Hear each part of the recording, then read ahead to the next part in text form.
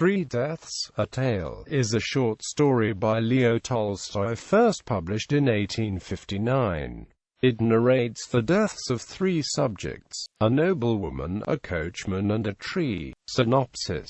The story begins with a noblewoman named Lady Shurkinskaya and her maid riding in a carriage. The noblewoman, who is suffering from consumption, wears an expression of anger and scorn. The carriage, accompanied by a calash, stops by a posting station. The husband of the noblewoman and a doctor step out of the calash, but the noblewoman refuses to leave her carriage. As the husband and the doctor discuss privately the noblewoman's unfavorable outlook, the posting master's daughter, Masha, and her friend, Aksusha, run out to look at the Lady Shurkinskaya, vocally noting her sickly appearance. In fear that the noblewoman won't live through the journey, the husband suggests postponing and turning back home. Angrily she responds that they must go abroad for her recovery because the only thing she should do at home is die. At the mere mention of death, Lady Shurkinskaya grew quiet, pouted like a child, and began to cry. Inside the common room of the posting station, a sick man introduced as Uncle Havador lies on top of the stove. A young post driver named Sariga asks him for his boots, seeing as he won't need them anymore. Instead of answering the youth, Uncle Havador struggles to drink a cup of water. The post driver asks again, and this time the cook chimes in, pointing out that his cough only worsens and that a dead man does not need new boots. Having gathered his strength, Uncle Havador replies that he will give his boots to the post driver on the condition that he buys him a headstone for his grave. The post driver promises but leaves. He later mentions to a fellow driver that he got the boots for seemingly nothing. The sick man remains on the stove, stifling his cough. He does not make a sound the entire evening. At the sight of the dying man, the cook takes pity and wraps his cold feet.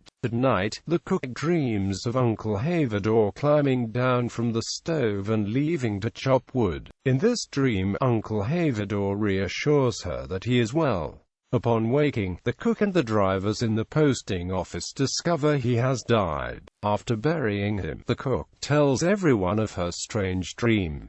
Spring has come. The story transitions back to the noblewoman, laying in her bedroom.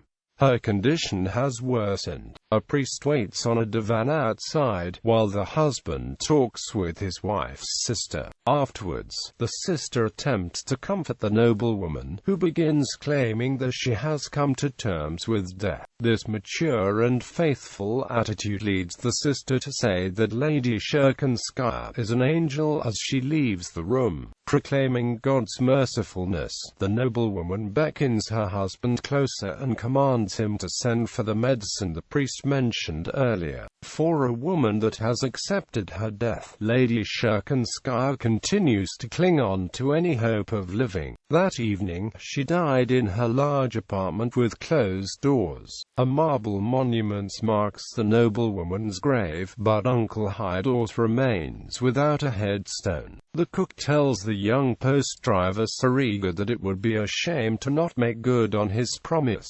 Sariga responds that he will buy the headstone when he is in town, but meanwhile settles on erecting a wooden cross to mark the grave. The next morning, Sariga takes his axe and cuts down a tree. After the tree crashes down, its neighbors look more beautiful in the new free space. The branches rustle sublimely over the fallen body.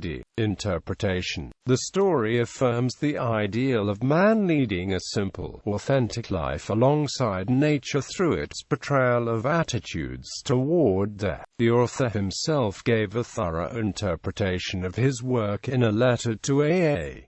Tolstoy. My thought was, three creatures died: a noblewoman, a muzhik, and a tree. The noblewoman is pathetic and disgusting, because she lied her entire life and continues to lie before death. Christianity, as she understands it, does not resolve for her the question of life and death.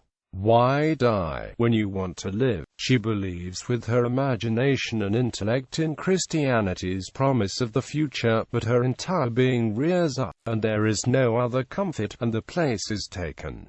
She is disgusting and pathetic. The mujik dies calmly, exactly because he isn't a Christian. His religion is different, although by custom he performed the Christian rites. His religion is nature, with whom he lived. He himself cut down the trees, sowed rye and mowed it, killed rams, and had rams born, and children were born, and old men died. And he knew this law well, this law, from which he never turned away, like the noblewoman did. He directly and simply looked it in the face.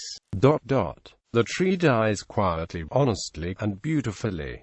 Beautifully, because it does not lie or break. It is not scared or sorry.